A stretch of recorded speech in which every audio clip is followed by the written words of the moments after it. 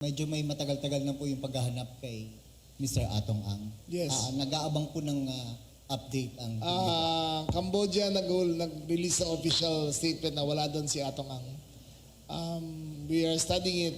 We really believe andito pa siya sa Philippines. We have points of interest na sila General Tatis may alam kung nasaan. So the manhunt is going on. In fact, just for the information, I've been given the clearance to procure drones na may LiDAR. Yung LiDAR na yan can penetrate through canopies of trees para makita mo kung ano nasa ilalim ng mga puno.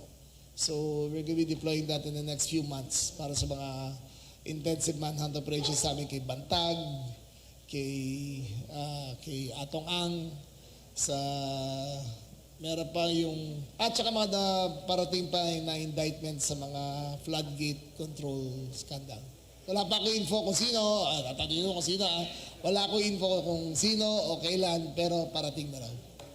Wala mga information from sa labas, may sightings, mga ganun. Chismis eh. So, yaman na si General Tatis saka kung gumawa ng paraan mo na. But there's always information coming in.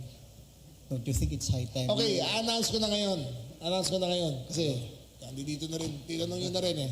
We are increasing the bounty for Atong Ang to 20 million pesos for information leading to his arrest. Seryoso kami rito 20 million pesos information leading to his arrest. Kung tinatanong nyo kung saan nanggagaling yan sa mga confidential funds provided to the PNP at saka sa DILG para sa mga ganong klaseng kaso.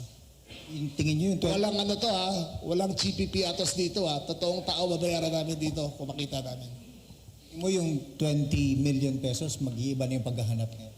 Mas marami na magkukopy. Change your life pa nila, magbabago ng buhay mo ron di ba? So, tingin ko, magbabago yan. Magkaka-epekto yan.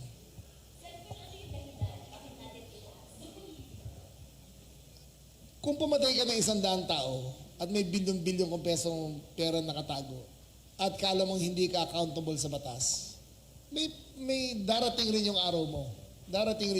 Kailangan harapin mo yung ginawa mong mali. Napakarami niyang pera, napakarami niyang pinatay, napakalaki ng kinita niya.